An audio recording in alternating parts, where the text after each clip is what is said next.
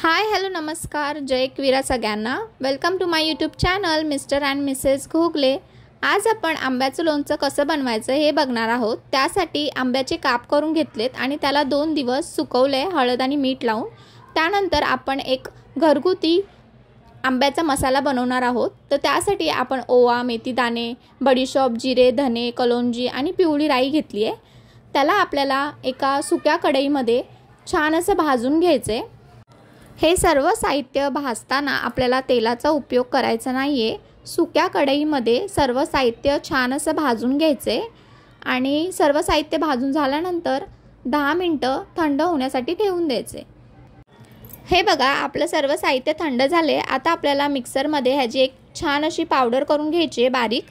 त्यानंतर आपले जे घरगुती मसाले आहेत मीठ, हळद, लाल तिखट, हिंग आणि ही जी पिवळी राई आपण घेतली ती, कलोंजी आणि आता जो आपण ताजा आंब्याचा जो मसाला बनवलाय तो, हे सर्व छान असं मिक्स करून घ्यायचे ताटामध्ये।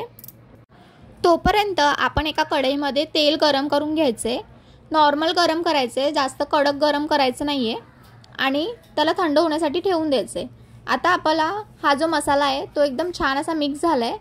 आता आपल्या आंब्याच्या कापामध्ये सर्व मसाला ॲड करून घ्यायचा आहे। जेवढा आपल्याला पाहिजे तेवढा मसाला ॲड करूया। छान असं मिक्स करून घ्यायचे। चम्मचनी करा, शक्यतो हाताने करू नका।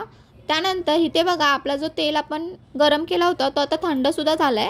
सो आपण आपल्या आंब्याच्या कापामध्ये हे तेल ॲड करायचे। थोडं थोडं ॲड करा तेल।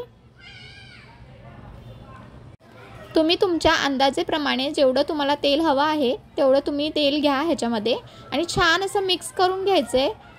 आपल्याला हे लोणचं 5 ते 6 दिवस एका हवा बंद डब्यामध्ये ठेवून द्यायचे, जेणेकरून त्याच्यामध्ये हवा जाणार नाही आणि बुरशी लागण्याची शक्यता देखील येणार नाही।